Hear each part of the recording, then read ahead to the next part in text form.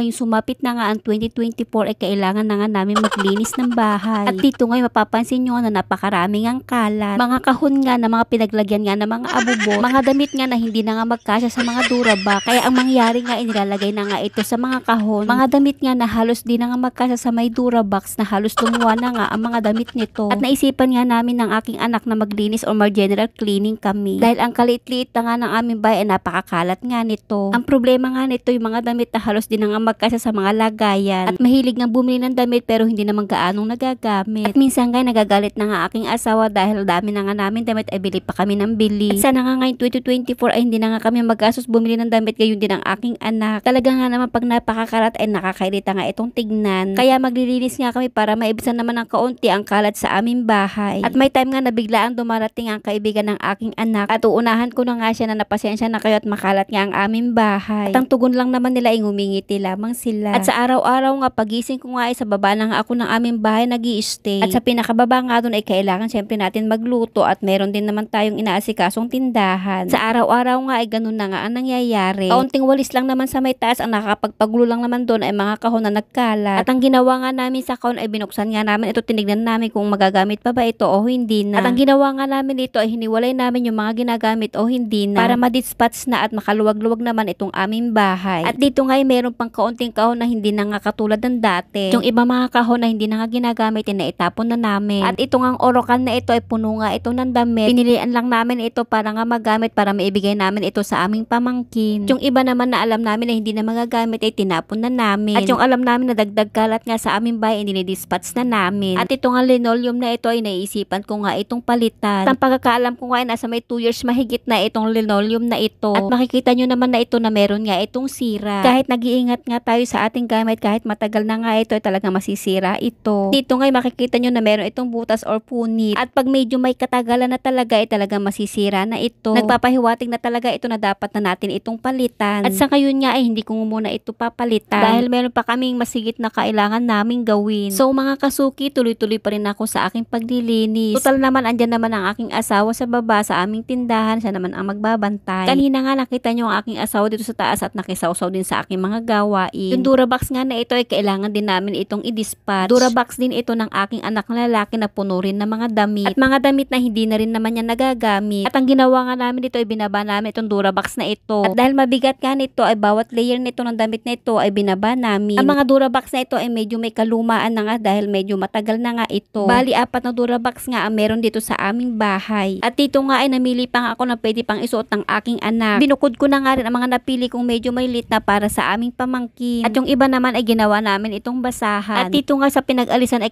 papano nga ay lumuwag naman ng kaunti. At itong Durabox nga na ito ay papakilo nga namin parang mapakinabangan naman namin. At dito nga ay kahit papano nga ay nalinis na rin namin. Kaunting punas, linis, ayos dahil maliit lang naman ang aming bahay, madali lang naman itong linisin. Maganda nga talaga tignan pag maayos at malinis ang ating bahay, komportable tayo sa ating sariling bahay. Hindi muna namin papalitan tong linoleum na ito. Kaya nyo i-update ko kayo pag bibili ako ng linoleum. Ano kayang kulay ang maganda dito sa aming bahay. At kahit may punit pa nga ito, okay pa naman ito. Makapapakinabangan pa naman natin. O siya, hanggang dito na lamang. Haggard na ako. Thank you for watching.